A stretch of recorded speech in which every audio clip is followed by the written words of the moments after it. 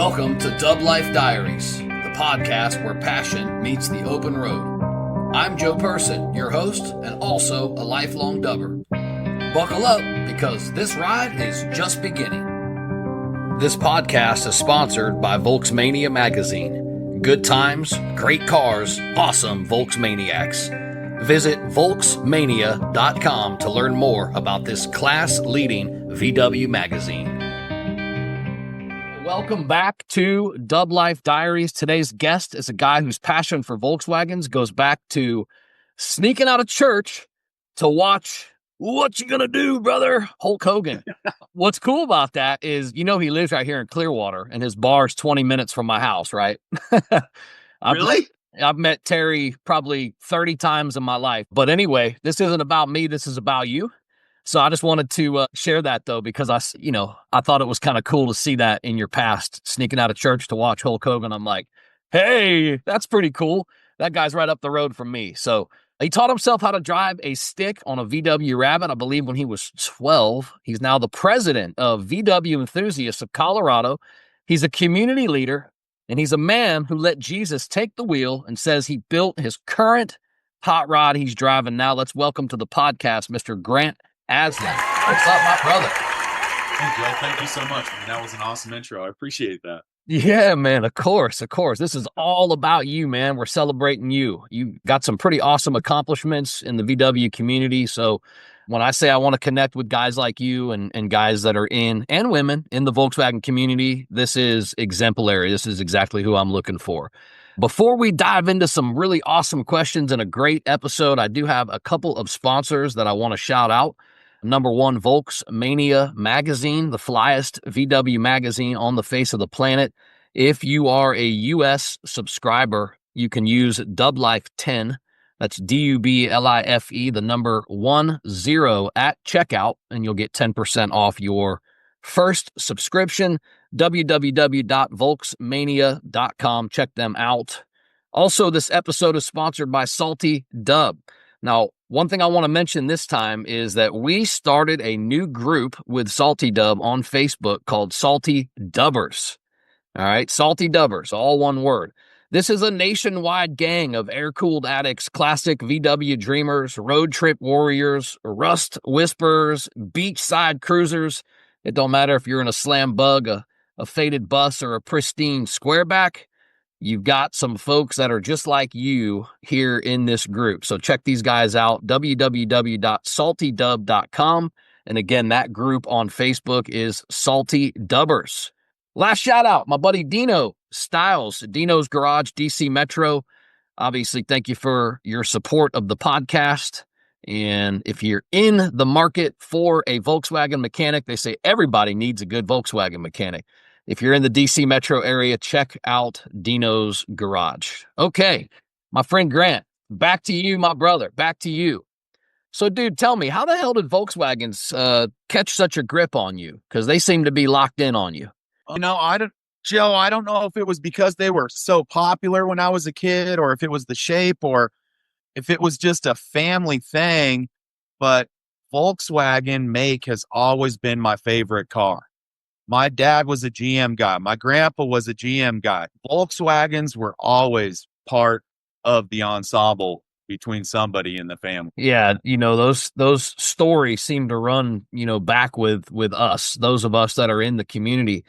I also had an infatuation with them since, really before I could remember, meaning the shape or the just the vibe of them. I just liked them, right? So when I was in 96, when I was 16, 17, to buy one and make it one of my daily drivers, people around me were like, dude, what's wrong with you? Why would you want to drive that car? And you could have a Honda Civic in 96, I'm like, yeah, no, it doesn't hit the same for me. So I totally get that, man. I totally get that. Tell me about your upbringing though, because you mentioned the family. I noted 5 brothers and sisters. You mentioned a carpet business, a body shop. What was the childhood like? So came from a pretty big family, Joe. I'm the middle child of 5 kids. I have every sibling you could want, except for a twin. I have an older brother, Brandon Aslin, my older sister, Megan. Then there's me, my little sister, Leah, and then my little brother, Reed. Big Mom and fan. dad were married for many, many years. My mom's dad, Gus Gross, was a first generation German immigrant, and he was a body man. He had a body shop in Colorado Springs, Gus's Body Shop. When he retired and shut the shop down, he went to work as a teacher, an auto body teacher at Pikes Peak Community College. Oh, cool, man. He called it. That's awesome. And I when you just said that, I can envision it because I've got history in Colorado Springs. So man, that's just such a cool thing. Such a cool vibe. My mom's brother as well, Randy Gross, had Randy's Body Shop in the Springs right off Nevada Avenue. Mhm. He specialized working on Corvettes and fiberglass, and he had many Volkswagens. He had a dune buggy that I remember, an orange one, and Uncle Randy always had a VW Caddy truck at his body shop that he used as a shop truck. Ooh, I love those. Had at least one Caddy truck sitting around. I love those when they're slammed and stanced out. Those are such a good looking little car, little truck to me. My personal favorite Volkswagen is a VW Caddy truck.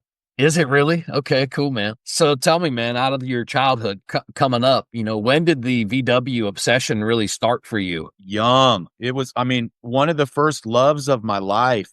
They were just a passion, Joe. Looking at the magazines, looking at the pictures, looking at all the different styles. Back in the 80s and the 90s, the hot VWs, VW trends. My uncles had a body shop, like I said, Randy's Body Shop, and there were stacks of magazines in the body shop. And my cousin, who was a month younger than I, Scott Gross, was my best friend. We hung out in the body shop a lot. It was super, super fun. And not only were there Corvettes around, which are really cool, there was always Volkswagens sitting around. You mentioned the magazine. Do you remember the first VW magazine that you ever bought with your own money? I want to say it was probably a VW Trends magazine. Okay. When I was a younger kid, VW Trends was definitely my favorite magazine, and probably the first magazine, like grown-up magazine, that I subscribed to, other than Ranger Rick when I was a little boy. Or how about Mad Magazine? Remember that? So my dad brought me up on Mad Magazine. So I remember the back cover. You could fold it into different. 100%. I loved it. Yeah. Too. I I love Mad Magazine. I spent a lot. I have asthma, and when I was a kid, when I was an adolescent, I spent some time in the hospital for it. And magazines were a big escape for me there too. And so Mad Magazine and Volkswagen magazines were the ones that I looked at pretty much exclusively. Yeah, that's awesome. Now the siblings, there was many of them. Was this just a you thing, or was your family, your brothers and sisters into VWs as well back then as a kid? So back then, it was pretty much a me thing. Okay. My older siblings and my little sister definitely not really into cars like I was. My older brother did have a Volkswagen Rabbit. That was his first vehicle, a 1978 Volkswagen Rabbit diesel. That's the first car I ever drove when I was 12 years old. I joyrided it up the street. Yeah. I didn't have any siblings growing up that were into VWs. My little brother, Joe, is 10 years younger than me. He was kind of a surprise. And because of that, I was able to maybe mold Reed a little bit. Reed hung out quite a bit with me, and Reed and I share a lot of the same loves in life. His first car was a Volkswagen Rabbit, a 72 Super, an orange one. He's always had a Volkswagen Beetle. The Rabbit, though, that 78, that was the car that trained you, right? That was the car you drove, like you said it at 12. 12's young. I learned how to drive a stick when I was 14, and I thought that was pretty young. So to hear 12, all right, man, you got me there. But I want to hear a little more about that. Like what happened that day? You said you went to Joyride? Percent honest, I'm not exactly sure on the date. It could be 11, but I didn't want to say it. I didn't want it to sound absolutely unreal. Yeah, no, that's awesome. No, when I was a young kid, here's how it happened. Yes. I'm super into the WWF. I love Hulk Hogan and Randy Macho Man. Oh, dude, so cool.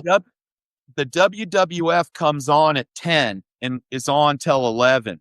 Well, we don't get home from church as a family until 10:30, and I end up missing the first 30 minutes of the WWF, and it's kind of heartbreaking for me. I'm going to be honest. And so I talked to my mom and dad about it, and I end up working out a deal with my mom that I can stay home from church on Sunday, and she takes me to the youth group on Wednesday.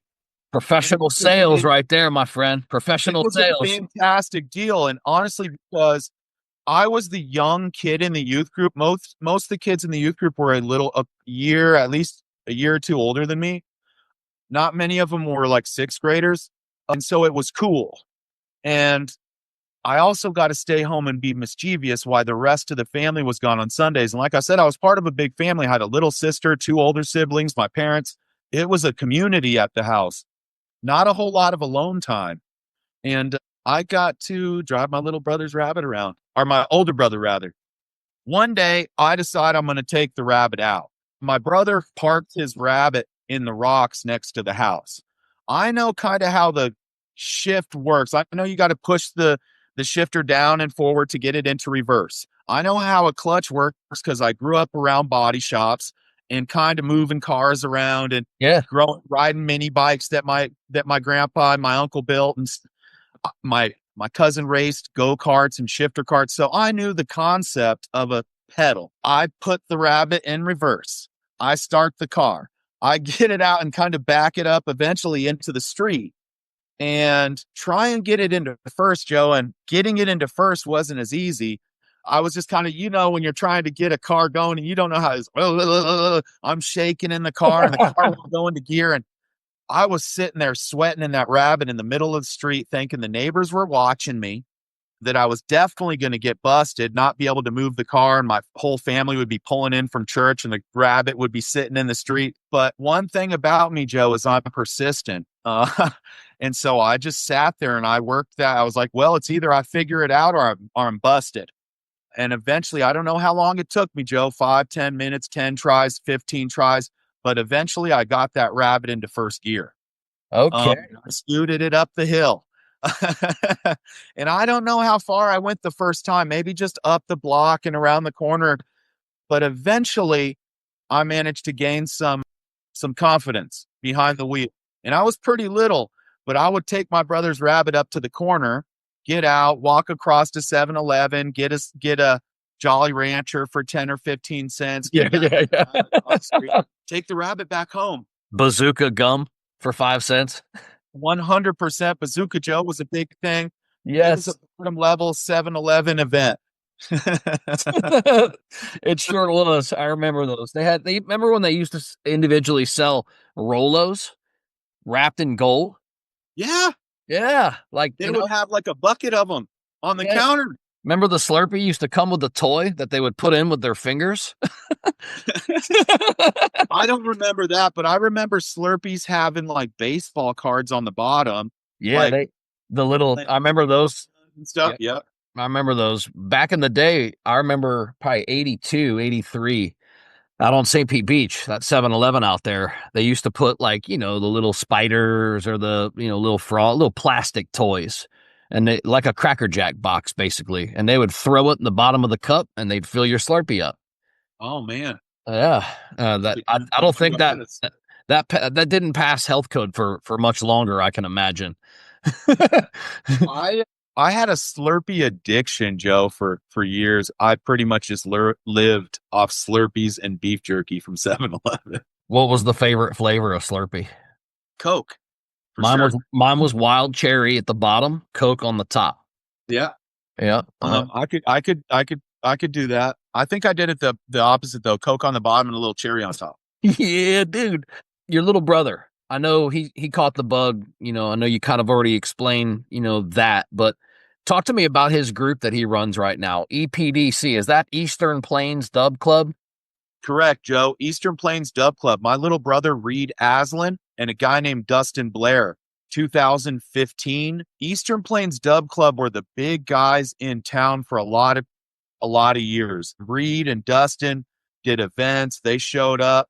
at a lot of places. They did cruises for a long time. The last couple years, Reed and Dustin, they had families and young kids. My little brother Reed has a 6-year-old. The last couple years, life happens, family happens. Not so many events coming out of Eastern Plains Dub Club, but those guys are awesome and I love them. Of course, Dustin's one of my best friends. Shout out to Dustin Blair and Colorado Die Cuts. Love you, brother. And my little brother Reed, Cramp Campers with K's on Instagram. Awesome. Good shout out. Let's talk about the Beetle. What's your take on the Beetle being a true cultural connector? I think it's the shape. I think it's the value. I think it's how many that were around when we were younger, Joe. They're kind of getting rare and rarer every year, it seems. You don't see as many of them on the road, so it makes them more nostalgic even. Right. The ones that are around. I mean, there's not a whole lot of 60-year-old cars, 70-year-old cars running around, especially in large groups. Right. Nowadays, and Volkswagen guys run in groups usually. And so I think that's a big cultural connector is everybody loves them too. Volkswagens are the people's car, guys. They were sold all over the world. They were sold in countries like Mexico and Brazil and in countries where they didn't have the ability to buy cars like we did in America. Everybody loves VWs, man. Everybody loves them. Everybody's got a story about them. Everywhere I go, I'm sure everywhere you go, especially if it's somewhere new, they see your car and they say, "Oh, that's just like the one that that girlfriend had in high school." Right? Yeah. And you're like, yeah, you just kind of wave and people are telling their stories everywhere. Again, that's one of the reasons why I really wanted to do this podcast. I want to hear those stories from those people that ended up, falling in love with the cars when they were in high school, like me, and then, having a lifetime full of them. Yeah, my little brother Reed Aslin definitely caught the bug. He wanted to hang out a lot when he was younger, and I let him. My older brother Brandon's 7 years older than me. Lucky for that, because I was driving his car around. I found a fake ID in the glove box of that Rabbit, Joe, and it was my older brother. He was already 21, so I swiped it. I ended up making fake IDs for myself. I mean, that Rabbit was a gold mine for me in so many ways. My older brother really didn't let me hang out with him. I hung out with him maybe once that I remember. I was thinking back. Well, it was a different story between me and Reed. Reed wanted to hang out and I always let him hang. Reed was part of the crew. I always had VW magazines sitting on the floor, Joe. My house was like Pee-wee's Playhouse. That's why I decorated it like this. I got stuff everywhere. I got magazine, there's stuff to be entertained with. And Reed was entertained by the VW magazines. I didn't own a VW. I wanted one. I had a VW patch on my hat when I was 15 years old till the time I was 20. I was wearing that Yankees hat with the VW patch. I always wanted one. I saw myself as a VW guy. The guys who drove VWs were the cool guys in school that I wanted to be friends with. Yes, dude. I relate to that. Buddy Josh Hoyer, shout out to you, bro. You have the coolest Mark I Scirocco in Overland High School, and I wanted to be friends with him. And I ended up being in a class with him in high school, a physics class. He was my partner, and I rode in his Scirocco. Man, I wanted to be a Volkswagen guy. I wanted to be my brother's first car, 72 Super Beetle, orange one. Growing up, looking at magazines, Joe, so fine interiors. You would see their ad in all the VW magazines. I'm 24, 25. My little brother gets his first car, and I had arrived at the time. I was making some money. I drive my car. I had a Buick Regal GS. I drove my Buick up to So Fine Interiors and custom ordered a custom interior for my little brother's Volkswagen. So sweet, man. So cool. I remember paying $500 cash for it, plus tax. I think it was $525, something like that. I still have that interior. It's got a couple cigarette burns in it from but I still have that interior, has my name written on it from when the guys made it. I'm stoked. Yeah. Yeah, very cool, man. Let's fast forward just a little bit. The 2017 Golf. You named the Golf Gus, and I know this was after your grandfather, which you kind of mentioned just a little bit ago, but tell me a little bit of a deeper dive in the story behind that car. Okay, so my grandpa Gus was a body man. He had Gus's body shop. He also taught auto body at Pikes Peak Community College. He was a first generation American from Germany. If you've seen the movie Inglourious Bastards, unit patch that Brad Pitt wears. That was my grandpa's unit in World War II. He was a paratrooper. He was airborne. He was a bad dude. Dude. When he got out of the army, he married my grandmother. The day before he left, he was all over Europe killing Nazis. And when he came back, he started a body shop. We hung out there when we were kids. We hung out at my uncle's body shop. My dad's parents died when they were young from alcoholism, so my grandpa was the patriarch of the family. He was mostly into GMs, but he was a German. And so when my older brother got his first car, it was a Volkswagen Rabbit diesel that was a wreck. It was a salvage title vehicle. They rebuilt it at Pikes Peak Community College. It was a $400 car that was painted like a Porsche. It was a beautiful metallic green. I remember when my grandpa dropped it off at our house, he was so proud of that Rabbit. And he said to my brother, there's no other Rabbits that are that color. They only came in 4 colors. And that wasn't metallic, beautiful green. It was an awesome car, and I get emotional thinking about it, because that's the first car I drove, and it's just such a connection to the house. My grandpa, Gustav Gross, what an awesome guy. He believed in Jesus. He also believed in aliens. He was a crazy dude, but he was awesome. That was great. That was so awesome. He would tell you stories, Joe. He would tell you stories, and he was a great guy. So I bought that 2017 Mark 7 Golf in 2020. I was working in the restaurant business for 30 years. I'd worked for Ruth's Chris, and the restaurant shut down because of the lockdowns. I ended up going to work for a buddy from church who I met through the restaurants in church who had a cabinet company. I was making unemployment, and I was doing some cabinets on the side. And I ended up having a little bit of money, and I was looking for a car, and my ideal car was a GTI Mark 7. I mean, I'm a Volkswagen guy. I'm going to buy a car. I want a GTI. My brother had a GTI. I'm a Volkswagen guy, Jeff. You don't need me to explain why I want a Volkswagen GTI. No need, my friend. On the internet, I'm looking, I'm searching. I don't have a whole lot of money, and I see this one pop up, and it's a salvage title, but it's pretty clean. And this is the type of cars I grew up with. We drove salvage title cars. We drove wrecks that were fixed. There's character to that.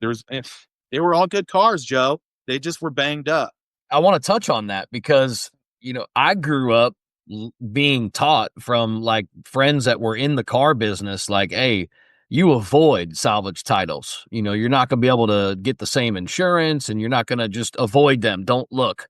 So I always think that it's cool when somebody finds a niche in something like that and then has a why behind it. So what's the why behind the salvage titles? You're pretty much explaining it. They were great cars. Did your family rebuild these cars? Yeah, my grandpa did. My uncle did. Always rebuilt by my grandpa. And there would always be a couple bolts left over. That's awesome. That's hilarious. That's like a model when you're putting it together. You follow the instructions perfectly, and you look down and you're like, huh, well, where'd those parts go? I had a model of a pre-67 Volkswagen Beetle, a green one that was from like Costco or something years and years and years ago. Got it for Christmas when I was 15, a green one. I melted the suspension, slammed it, painted the doors two-tone white, made a custom antenna, carved a frame, a little orange 76 ball. Awesome. And it was like part of my shelf life, like my dream car, Joe, for many, for decades that model car sat there all throughout my teens and 20s. Amazing. You dreamed it into existence. So back to the 2017, you said it's the nicest car you've ever owned. You drive it off into the sunset one day. Tell me why it means so much to you. It's a salvage title car. It's beautiful blue. It drives really nice. It's not a GTI. I didn't get a GTI, but it's a hard loaded Golf. Okay. It has leather. It has heated seats. It has a sunroof. It has Apple CarPlay. It has a touch screen. It has a banging sound system in it from Fender from the factory. Sweet. It goes fast. It has a DSG transmission. It goes real fast, Joe. I don't want to say that I I do 100 miles an hour every day when I get in. It's just so fun. I Yeah. got it with 33,000 miles. I paid Oh, 8 grand cash for the car. wow, man. It's got 102,000 now. I just turned 102. The only thing I've done is a thermostat. It's such an awesome car. I love it. Yeah, that's so awesome. And So, I've banged it up since then. I've wrecked pretty much every other corner of it. I was just pulling out the fender. It's been smashed up and it doesn't matter, paint it again, put it back together. I love yeah, it. yeah, that was a good point. It doesn't matter. A lot of folks, they that's when they discard their cars, is when they start getting banged up and dented. When you know how to work on them and you can, replace fenders and bumpers and all that stuff, I mean, what a privilege. You can keep the cars that you love around you forever. Yeah, Yeah, that's awesome, man. I agree. So let's touch on this miracle money. I want everybody to hear this because I know at some point in your background you had talked about a time that you needed money that you got some, we called it miracle money, right, from your best friend. What went through your mind at that time when you were in a place like that and you got money like that? Joe, it's kind of hard to explain, but I'm a believer in Jesus and things like that. And when you hang out in church as much as I do, you might hear stories about checks arriving in the mail and God just showing up and dreams coming true and things happening. And I've always believed in that. And I've always had faith in Jesus no matter what. And so several years ago, I got a check in the mail from my best friend. We grew up. I met him in the third grade. In third grade, he knew exactly what he was going to do in life. He was going to be a concert promoter. He asked me what I was going to be, and I said, I don't know. He had explained to me what he was going to be. He explained to me what a concert promoter was. He knew at a young age what he was going to do in life. Pretty cool. The next year in fourth grade, we became best friends. Garbage Pail Kids arrived. We were hanging Oh, out yeah, buddy. the WWF, and him and I just really, really connected. We were best friends. Beavis and Butthead to shortly follow. Yeah, for sure. We started a band in high school. He's a drummer. I was a singer. I played bass guitar. And when we were freshmen in high school, we started a high school band. We voted the best high school band in Denver from Westward Magazine when we were a little bit older. We may or may not have stuffed the ballot box to get that title. But we did shows here in town to promote the band. And Dan ended up going to school in Oregon. Here in Denver, the business wasn't super successful. It was successful, but not to the point that it was when he moved to Oregon. There wasn't a lot of other promoters doing shows, and the company really blew up in the early 2000s when he moved to Oregon to go to the University of Oregon. So the concert community, the promoter community in Denver, there was a lot of promoters and not a huge market. There was a lot of guys that were willing to lose money to do a show, it seemed like. And so we couldn't afford that same. People were fighting for talent in Oregon. It wasn't like that. There was just Dan and one other guy, and he teamed up with him. Instead of fighting him, he teamed up with them, and they became the power. They did all the shows. Yeah. Lynn was a better promoter, and that guy had the name. And so the company really took off. Dan kept doing shows out in Dan Steinberg. Shout out to Dan Steinberg, Emporium Presents. I love you, bro. He had a huge podcast, Promoter 101. Dan Steinberg, he's a legend, bro. He's a legend, Joe. He's my best friend, and I got a check in the mail from him one day, and I didn't honestly expect it. I probably honestly shouldn't talk that much about it, but what was it? What was it for? Shocked. What was it for? Dan sold the company. We kind of started the company here in Denver, Joe. I walked away because I was doing my own thing and I was making a lot of money. Okay. And it was the concert thing. I was the face of the I walked around. I shook hands with Talon and I hung out, but it was Dan's baby. We started doing raves. We did raves. We had so much fun, but it was Dan's baby. When Dan sold the company for lots of money, he's a gentleman and he's a generous dude. Yeah, dude. One day he decided awesome. To throw some cash at his best friend. And honestly, I think it was probably to help me out with some bills. I don't know. He didn't say, but when I called him, I get a check in the mail, Joe, and I'm surprised by it. I call my best friend like, hey, Dan, and he really doesn't say much about it. He just says, buy whatever you want or do whatever you want with it. And so I wanted to buy a Volkswagen. And Yes. I I honestly, Joe, the first thing I did, I'm also into mini bikes. I grew up riding Puch mini bikes, Austrian mini bikes. I had an old Puch that was a beater. I sold that beater and I bought the Puch I always wanted for, it was a $500 deal from what I sold my bike for and bought the one I bought. And I got the sweetest Puch I ever got, a lowrider green Puch 76, and it's beautiful. It's Nice. tuned and ripped, and it'll do 50 miles an hour. I love it. That's the Yeah. first thing I did with the money, and honestly, it was like $500. It wasn't much. Yeah, sweet. But then I had my eye to the street for a caddy or a rabbit. Honestly, I love bugs. I had a bug model. I love beetles, but ideally, I wanted a green rabbit because that's the first car I ever drove. So that was my dream, was to find a green rabbit. But I was looking around and the car people see behind you, Joe, a vehicle that looked very similar to that, maybe not in that condition, but popped up on air cooled for sale in Colorado one Saturday. And it was at a great price, Joe. And I was working at Ruth's Chris. My little brother sends me a message with a picture of that car. And I was like, oh man, that's my car. It's my colors. I love it. It's slammed already. So I called the guy and messaged him and told him I was interested. And it was a Saturday night late, about 10:30 when I got off work. I called him, a gentleman named Mike Bishop. I told him I'd be calling him in the morning, first thing.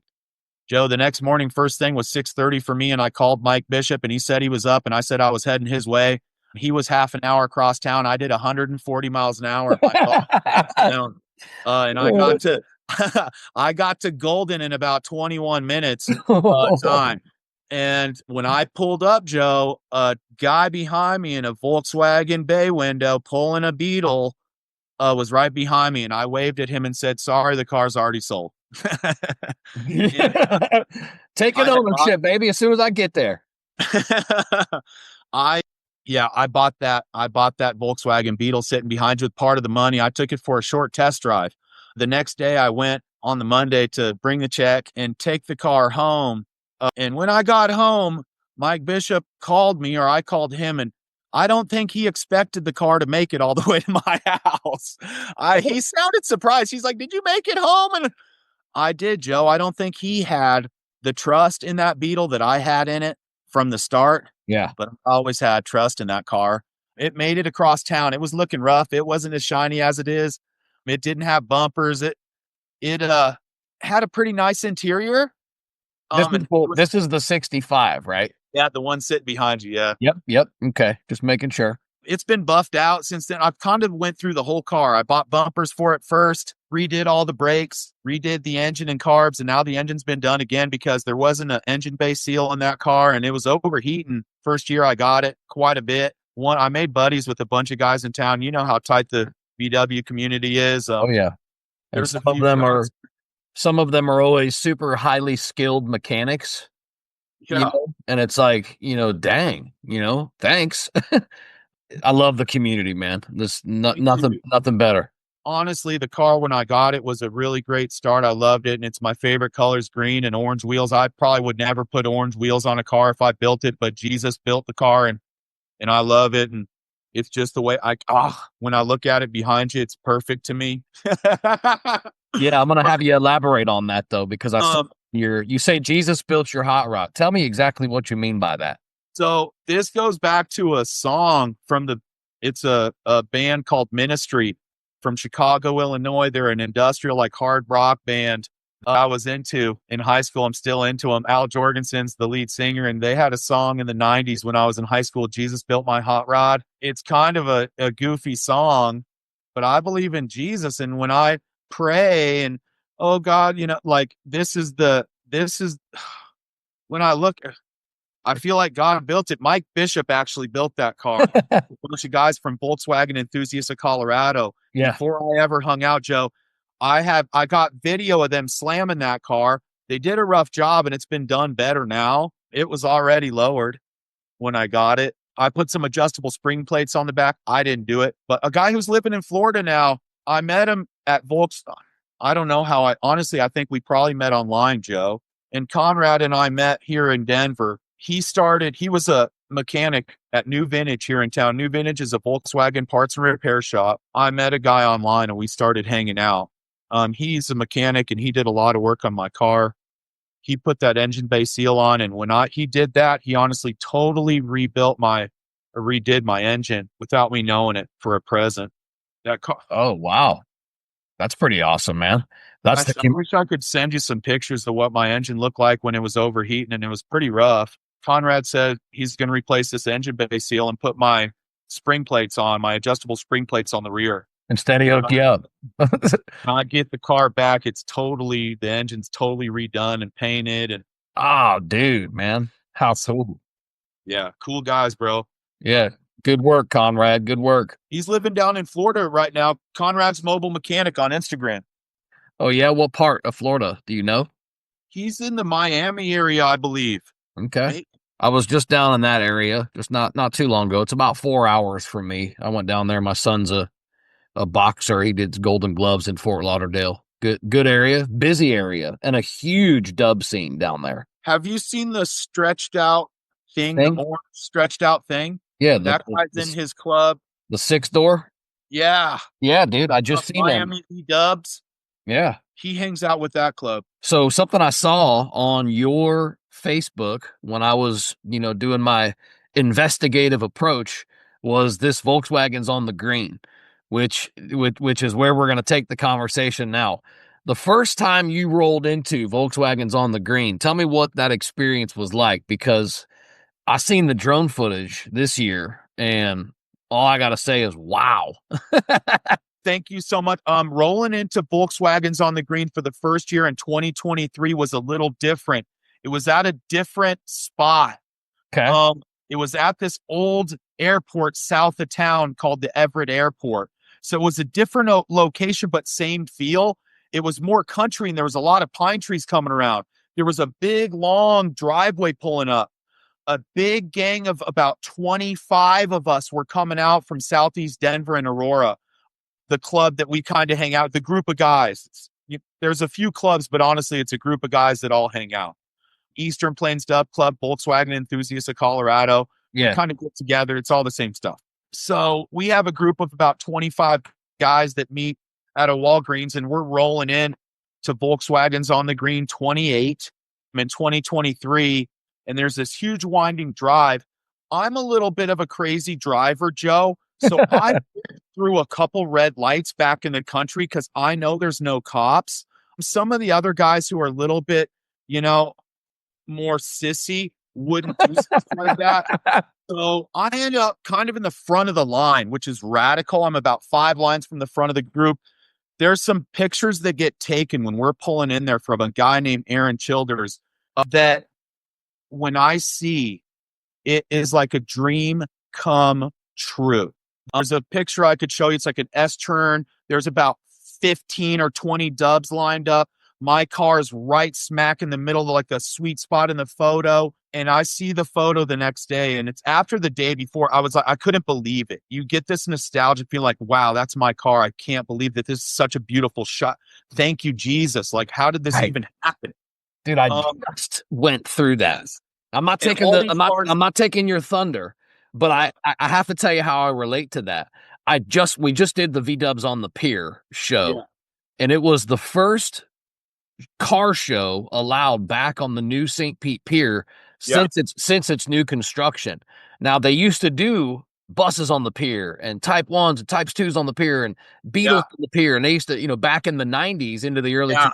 Anyway, me and my buddy Alan, we brought it back, and this year, was slow registrations at first, and then it started to create popularity online, and then it started to get busy. Then we started to really pack it out. We had like 150 cars for our first year back that showed up this year, and when I saw the pictures from the pro photographers like 2-3 days after the event, that's when it hit me. I was like, yo, I just got chill bumps so bad thinking about it. So that was the first shot. And then a day or two later, Aaron dumps all the photos from the show. And there's a picture of me in the front of the pack. I'm like single car, and there's two lines of cars like all behind me. There's like 10 cars in the shot. I'm like smiling. All the cars are behind me. And when I saw that, I was like, oh my gosh, man. And I had so much fun at that show. Conrad Quesada, shout out to you, Conrad _mobile_mechanic on Instagram, Miami V Dubs. Conrad and I were hanging out. We had met online, but at that event, we connected and we became best friends. Spud Hughes had some swap set up, and we were like taking photos with Conrad and Spud and my brother with like doors, and my brother was dressed up like Joe Dirt, and it was because my brother had a Joe Dirt Beetle. It was just like the funny, bro. It was I had the best day. It was my first big VW show, Volkswagens on the Green. My people, oh my gosh, the pictures the next day. Yeah, bro. So this year, how many cars were there this year? This year we had over 400. That year it was probably like 250. Let's go. Yeah, over 400 cars, Joe. I don't know. When I'm trying to look at drone footage to get a real number, and it says 400 to 450. Yeah, I understand that feeling. 400. It's over 400. Which is amazing. We had 300 last year. We had 260 paid. So we had like 300 something last year, which is awesome. Congratulations, man. So when I was leaving this first VWs on the Green, I went to 2023 Volkswagens on the Green 28. The 28th year started in 1994, Joe. It's crazy how long the show's been happening. Yeah, it's amazing. It's a huge legacy, and to be part of it is like such an honor. It's a dream come true, bro. It's a dream come true. I can't even thank Jesus enough for it. I can't. Yeah. So you have another passion, which is the VWEC, which I know is you're the president of this club, right? Volkswagen Enthusiasts of Colorado. Yeah. Volkswagen Enthusiasts of Colorado member page on Facebook. So leaving that event, I'm leaving. I meet a guy who's got an orange smock on. His name is Sean Page. He's the president of VWEC at the time. I basically congratulate him. There's pictures of me too that somebody took of us which are amazing too.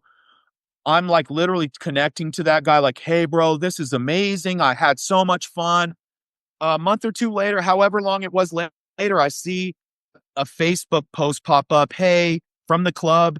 Hey, we're looking for people to show up at a club meeting to help plan the next Volkswagens on the Green.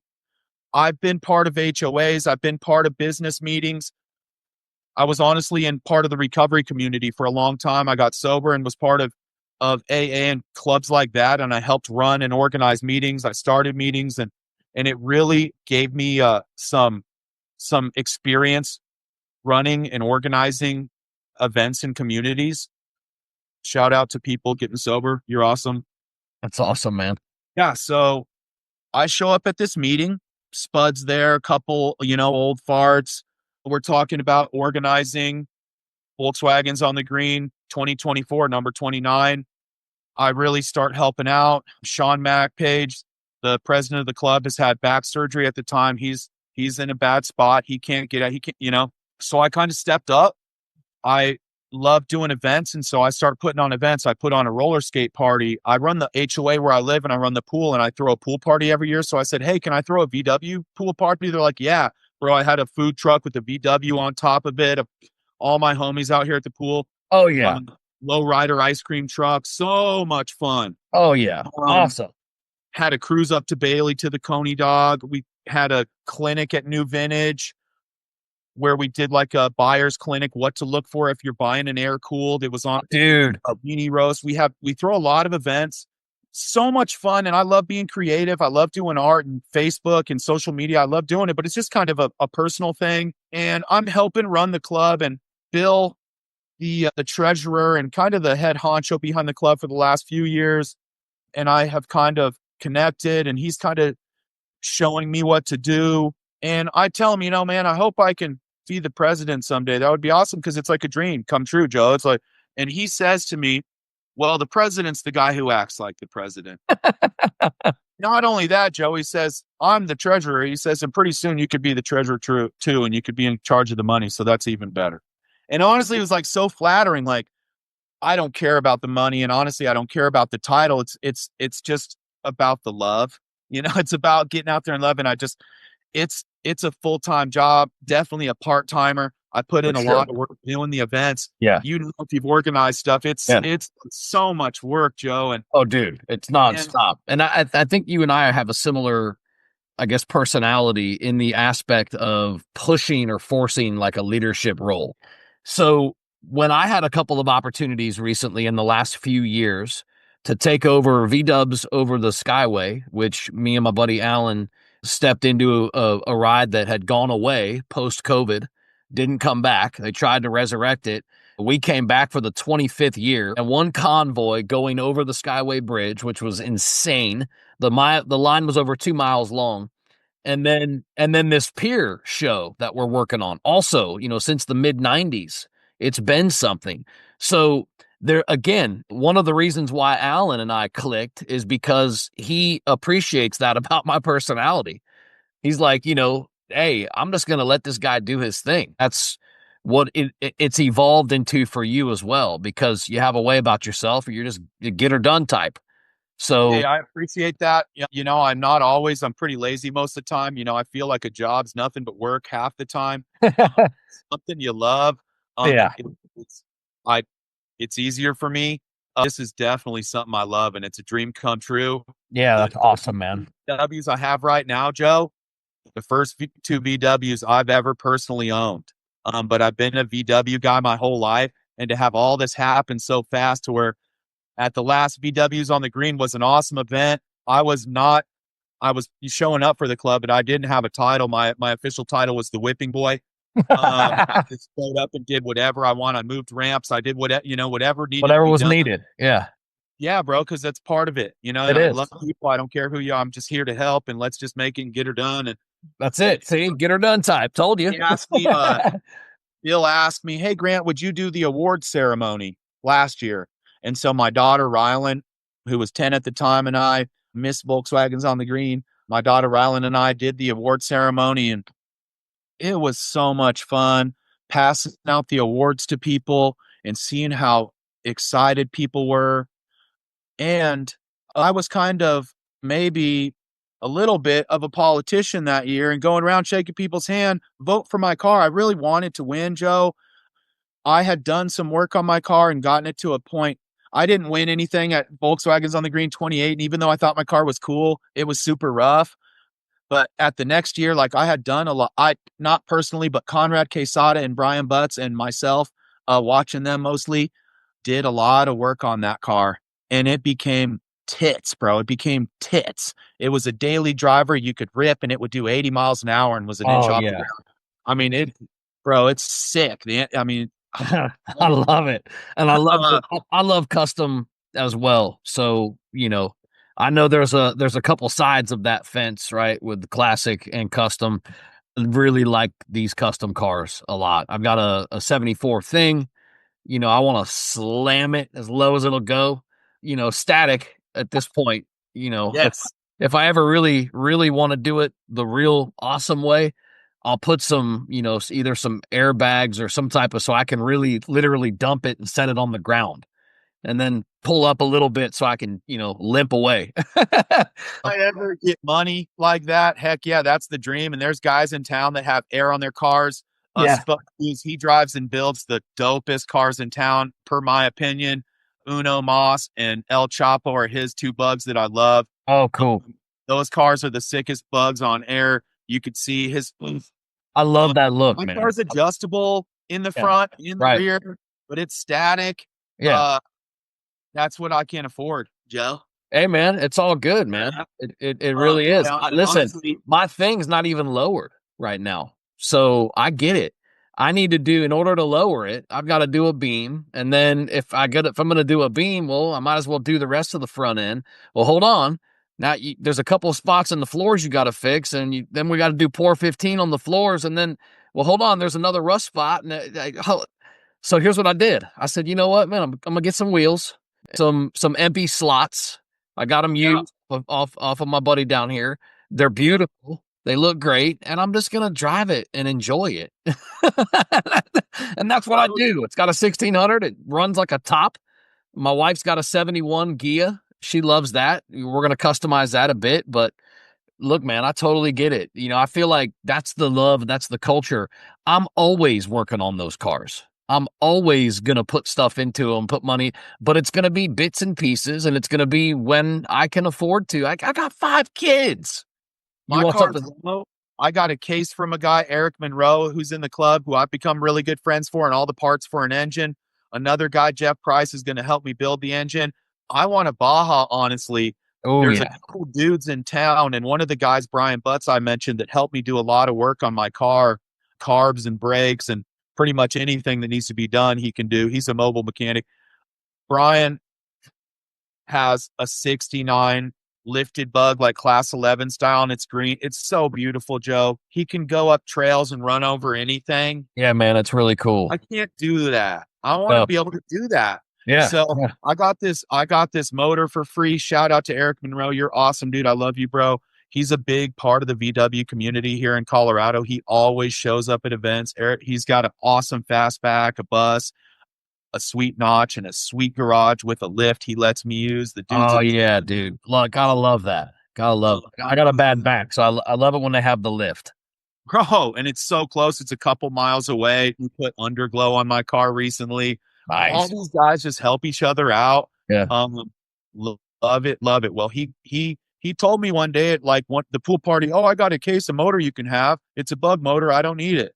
So I go over there one day to return a bouncy house he let me use for my grandson's birthday.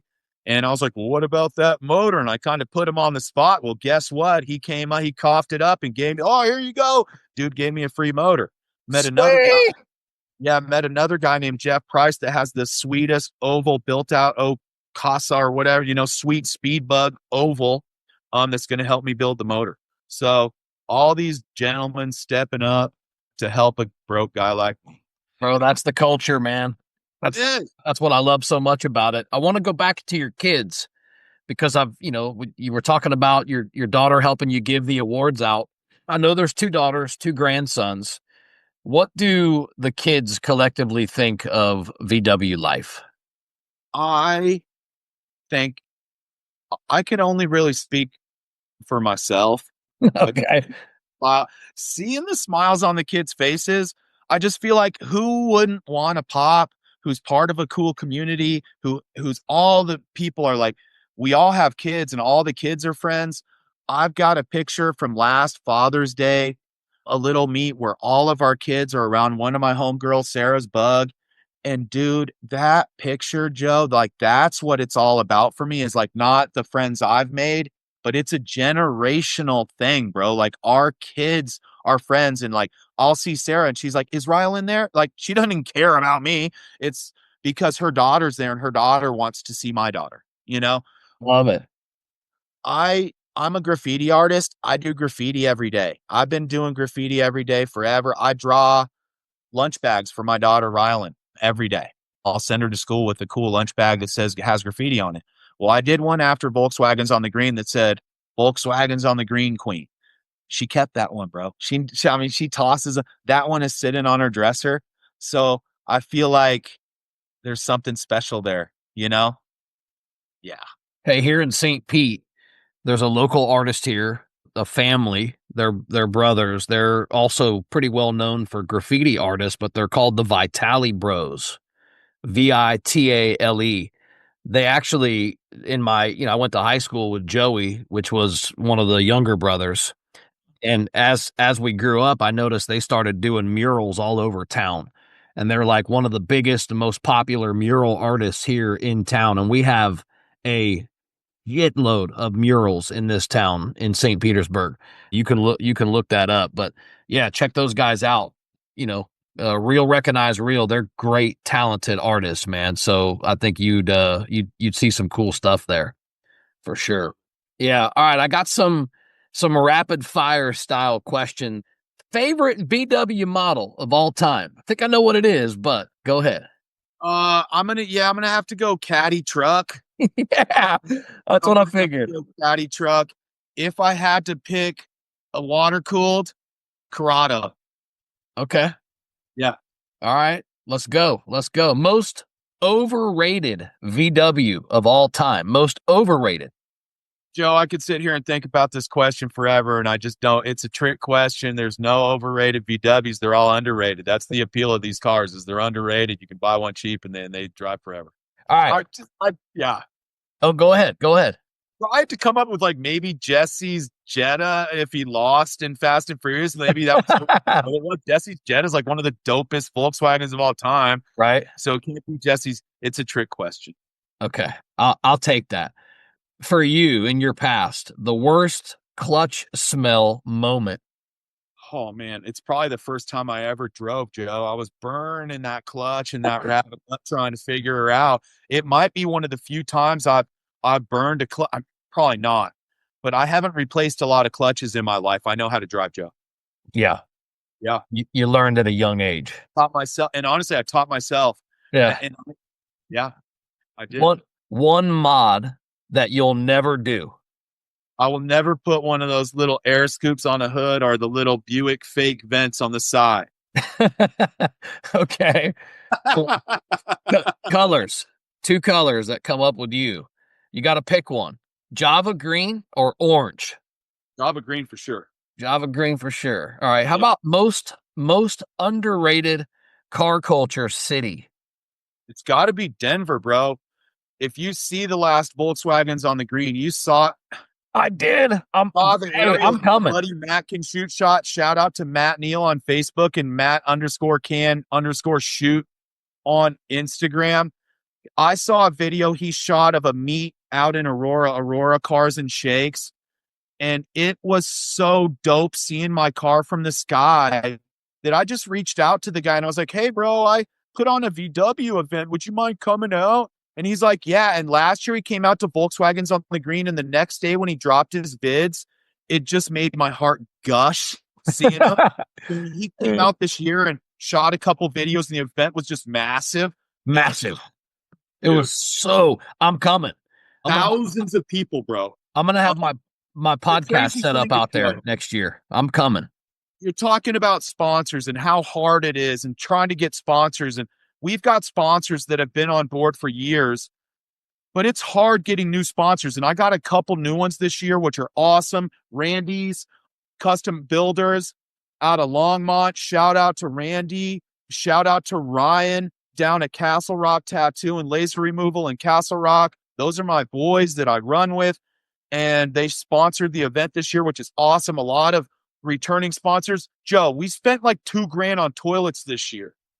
I know that feeling. Money, bro. And we got thousands of people coming out poopy, and it cost $2,000. Was that about 8? You get about 8 toilets for that? Toilets. In all actuality, they were like full at the end of the day because there was a line at the toilets. You had to wait 10 minutes to pee. That's how popular the show was, bro. That's a good problem to have. At the toilet. Yeah, that's a great problem to have. Nobody complained. Yeah. Of course there's going to be complainers. And honestly, that's one of the things about throwing events that I learned this year. So dope, bro. Went off without a hitch. One guy complaining about people drinking beer in the park, which in that park is allowed. That's bro. If I'm an AA guy, bro, I'm not an alcoholic. I like to do drugs back in the day and I quit doing them. But I sat in AA meetings because I wanted to get clean. If there's always going to be somebody who's going to complain. You can't satisfy everybody. That's 2,000 people you're complaining about the one guy shooting tequila. Yeah. I mean, come on, let's have a fun time. I think society as a whole has a general rule that you can't satisfy everybody.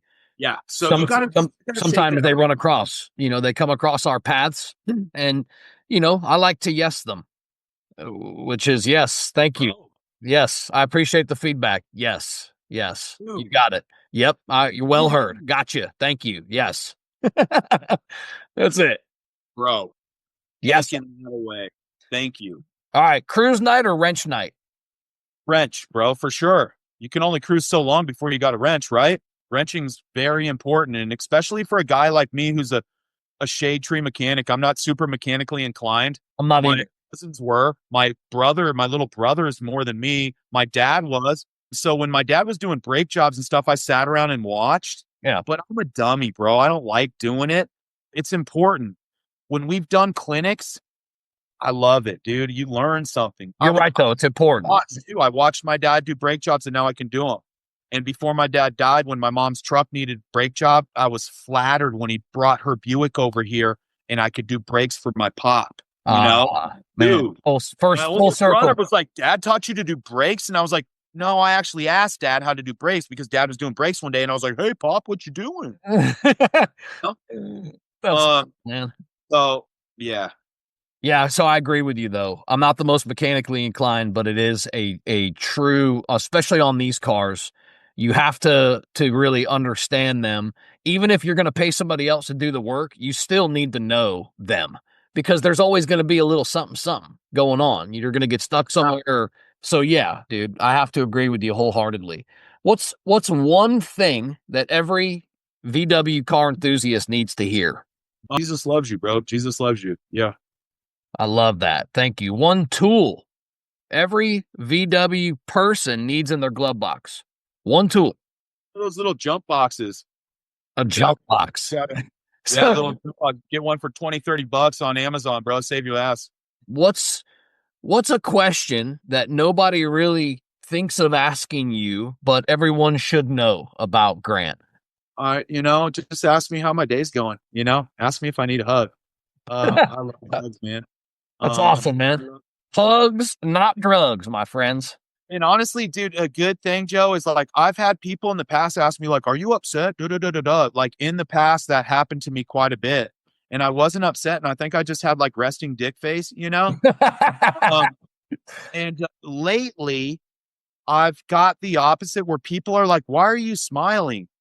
And dude, I love that difference because I like to make people wonder, like, why I'm smiling, dude. It's just I've got a lot to be happy about nowadays, man. I just Oh do. man, what a great statement. And Yeah. smiles are also contagious. Laughter and smiles are contagious.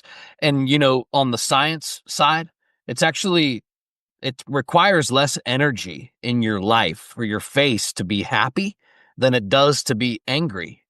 To be angry, it requires more energy. It fires more muscles in the face and it requires more energy. So when I say it's exhausting to be a dick, Yeah. I mean it. It's really true. Right out of you, bro. It sucks the life right out of you. Try being an asshole all day, man. And at the end of the day, how do you feel? Right? Exactly. That's my point.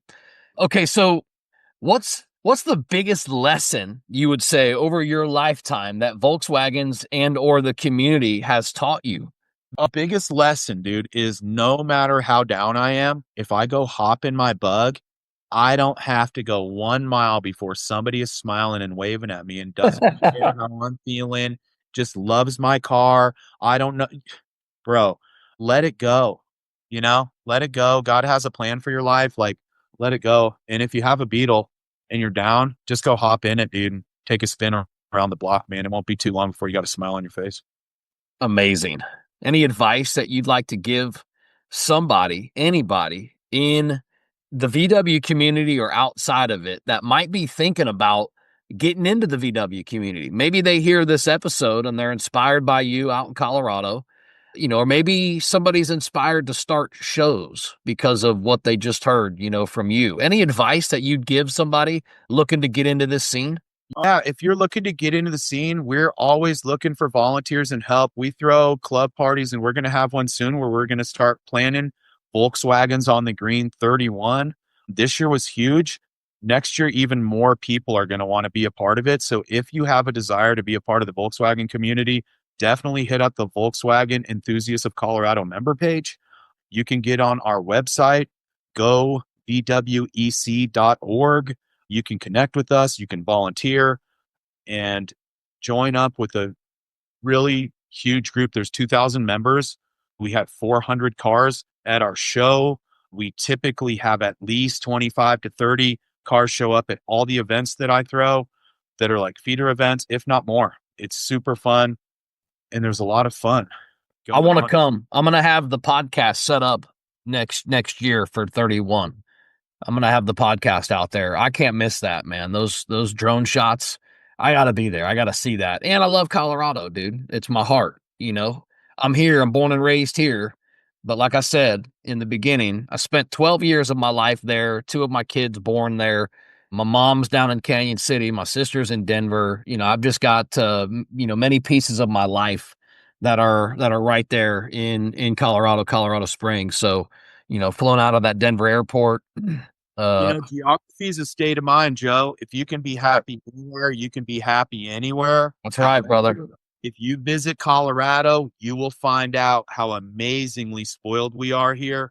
I'm coming, bro. That's the point. I'm The coming. weather's beautiful. We got 300 days of sunshine. Sunshine. We do not have big bugs. Any last shout outs or anything that you want to give for the podcast? My little brother, Grant Aslin, if you're looking for a custom Hot Wheel made of your car, you can hit him up. He does custom Hot Wheels and they're sick. He sends them all over the country. Cramped Campers on Instagram with K's, Cramped Campers. Okay.